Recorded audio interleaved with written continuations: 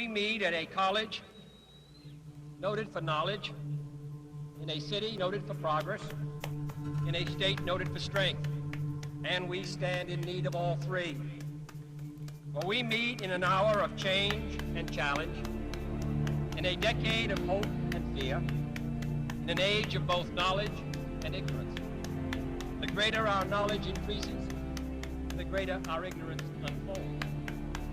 Despite the striking fact that most of the scientists that the world has ever known are alive and working today, despite the fact that this nation's own scientific manpower is doubling every 12 years in a rate of growth more than 3 times that of our population as a whole, despite that, the vast stretches of the unknown and the unanswered.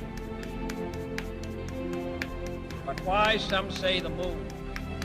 Why choose this as our goal? And they may well ask, why climb the highest mountain? Why 35 years ago fly the Atlantic? Why does Rice play Texas?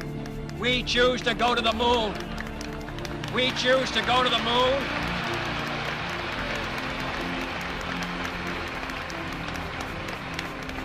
We choose to go to the moon in this decade and do the other thing, not because they are easy, but because they are hard. Because that goal will serve to organize and measure the best of our energies and skills.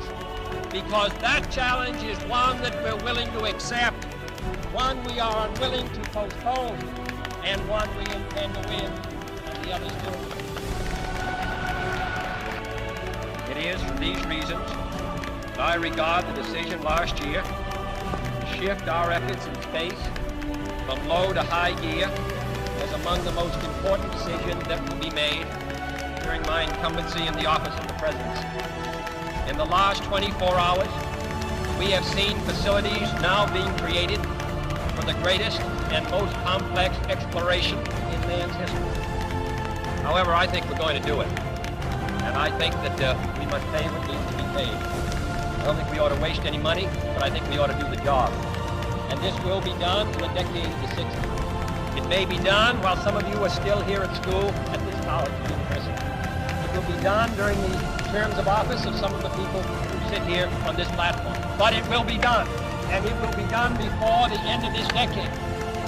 Many years ago, the great British explorer George Mallory, who was to die on Mount Everest, was asked why did he want to climb it. He said because it is there. Well, space is there, and we're going to climb it. And the moon and the planets are there. And new hopes for knowledge and peace are there. And therefore, as we set sail, we ask God's blessing on the most hazardous and dangerous and greatest adventure on which man has ever embarked. Thank you.